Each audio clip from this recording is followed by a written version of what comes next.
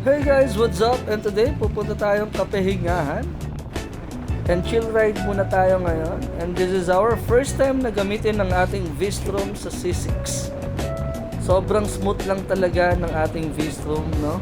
Ayan, nandito na tayo ngayon sa bridge papuntang Pasig. Ito na. Pa-right side na tayo, papuntang Pasig na to. Makikita na natin ang Pasig River dito sa side na to. Dito naman, papunta na tong Taytay. Ayan, bigyan muna natin si sir. At paalala lang, huwag tayong singit ng singit, lalo na sa kanan na side, no? Sa mga liliko pa kanan. Yun na, nandito na tayo ngayon, paakyat na ng kapehingahan. Sige lang, tayo magbigay daan sa mga papunta sa Taytay. Ayan na. Medyo rough road lang dito. Pero dahil Vistrom ang ating dala, hindi natin masyadong ramdam ang rough road. Sobrang smooth pa rin ang takbo ng ating Suzuki Vistrom 160. Yan, syempre. Ayan, smooth na smooth. At relax na relax ang ating takbo. Syempre, kanina pa. Hindi pa rin nananakit ang ating likod.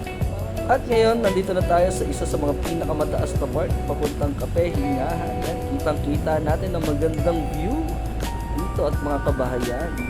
Sobrang ganda rin ang tama ng araw, oh. Grabe, ang ganda ng view. At ito na, paakyat na tayo guys. At kahit paakyat, sobrang hindi ramdam ng ating Vistrom, no? Panis na panis sa kanya at smooth na smooth pa rin ang ating ride. Hindi hirap ang makina kahit patarik na ang daan. Grabe, sobrang smooth lang talaga ng ating biyahe. At nandito na nga tayo sa first gate. At unang bayad, meron pong bayad dito, no? Di ko alam kung anong bayad to, pero kailangan natin magbayad dito. Ayan. Di ko alam rin kung magkano yung binayad. At nandito na tayo sa pangalawang gate na meron ding babayaran. Di ko alam kung alam din to ng DTI o ng BIR. At sa pangatlong time, magbabayad ulit tayo para daw sa parking dito sa Kapehingahan.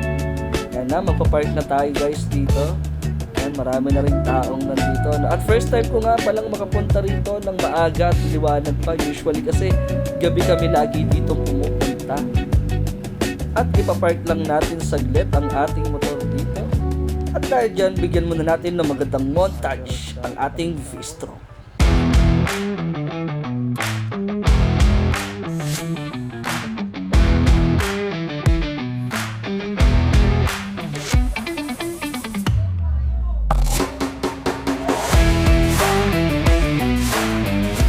Grabe, ang angas talaga. Don't forget to follow for more videos.